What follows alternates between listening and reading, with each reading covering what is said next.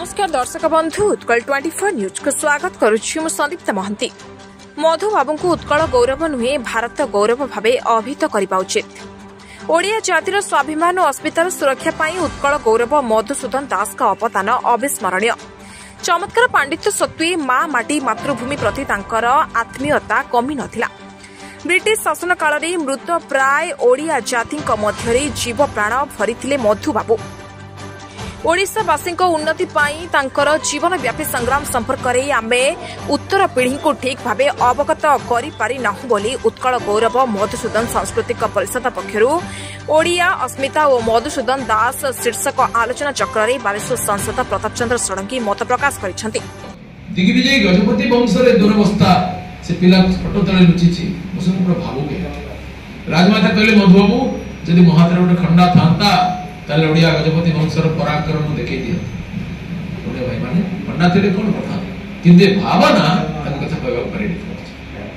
मधुबाबू देखिले कर्पूर जाईछि कन्ना खंडे पड़े जाईछि। मधु जगन्नाथ को पुणी ब्रिटिश सरकार छड़े गाड़ीबे संकल्प कले।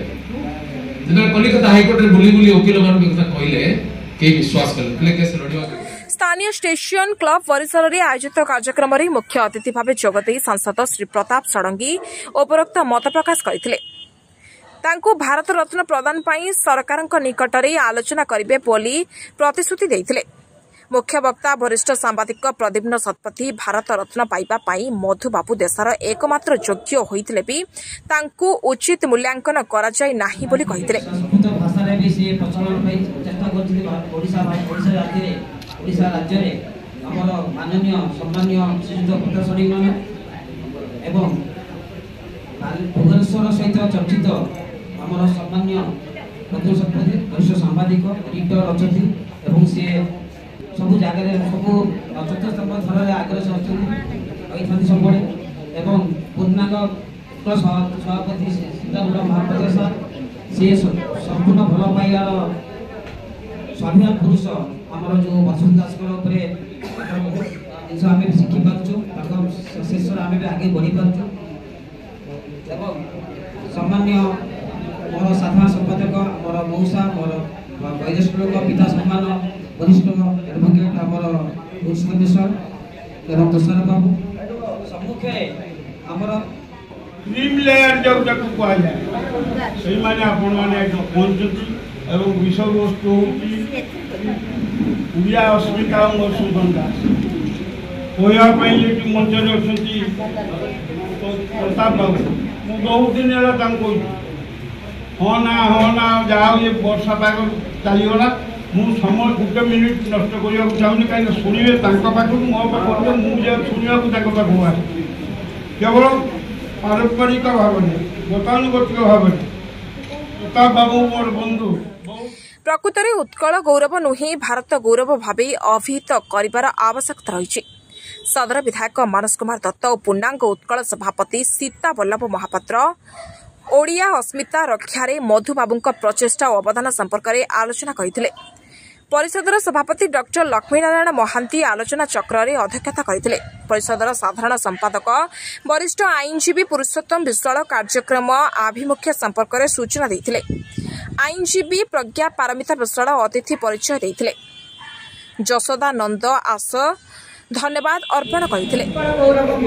सांस्कृतिक परिषद अस्मिता और मधुसूदन दास ये जो पदक गोटे लिखाई आलोचना रही गोटे विराट एवं परिसीमाहीन कथा कि जो मैंने आज विवेक हिसाब से आचार विचार करेंगे जो मैंने मंतव्य रखिए से गुण में बहुत गुण में बढ़िया जब शब्द रखी हे तो मो शब्द कम पड़ मधुसूदन सांस्कृतिक तरफ आपण मैंने हल में बसी समस्त मधुप्रेमी मो तरफ एवं मधुसूदन सांस्कृतिक परिषद तरफ पूरा जाति हृदय प्राण संचार साहित्य द्वारा कविता द्वारा भाषण द्वारा कार्य और निजे प्रथम विधान परिषद वाइसरिकल काउंसिल सब ओडिया जाति को एकत्रीकरण करने प्राणपात उद्यम कर ओडिया जातिर पिला शिक्षित करने भी बहुत पैसा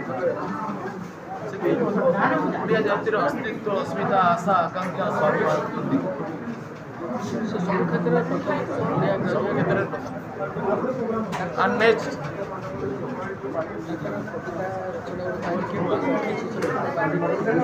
अत्यंत प्रेरणादायक सर्वत्र प्राण स्पंदन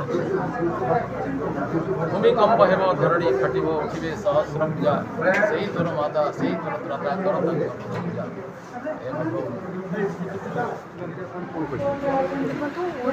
आज जो मधुसूदन उत्कल गौरव सांस्कृतिक तरफ ओडिया अस्मिता पर जो आम गोटे आज आलोचना चक्र होता से जो वक्ता मैंने आसी भाषण निश्चित भाव उपस्थापन कले सुंदर भाव में प्रांजल भाव में कि मधुसूदन सांस्कृतिक परिषद मूलर आभिमुख्य था कि मधुबाबूर नहीं सारा ओडिशा नहीं सारा विश्व में परिचित करने जोटा आज समय सापेक्ष देना आज पर्यटन मधुबाबू अलौकिक भाव में रही जाऊँ बहुत जगह आज पर्यंत भारत रत्न सम्मान दि जाना आज भी आज सी बहुत जगह अवगत जी कि ओडिशार गोटे केवल कहजनी महाजननायक कि देखा जाए भारत वर्षर गोटे महाजननायक किंतु उत्कल गौरव मधुसूदन सांस्कृतिक परिषद गुंदुची मूषावली ये कार्यक्रम को आगे नाक मधुबाबूर जीवन चर्चा को आगे नापी सारा विश्व दरबार परिचित परिचय आवश्यकता नहीं किंतु गुंडुची मूषावली जो से सब टी पर्दा पटे रही जाते आउ टे सामना को आने जो पदक्षेप नौ साधारण जनसाधारण आगे को निश्चित भाव में कहे जे ये पदक्षेप उचित पदक्षेप थिला कि नहीं किंतु मधुसूदन सांस्कृतिक परिषद सबुबले ये कार्यक्रम को आगे रखी मधुबाबू जिते पार जीवन शेष रक्त ऋतु थोड़ा पर्यटन मधुसूदन सांस्कृतिक परिषद तार कार्यपन्था आगे को रख जारी रख। Bureau report Utkal 24 news Baleshwar.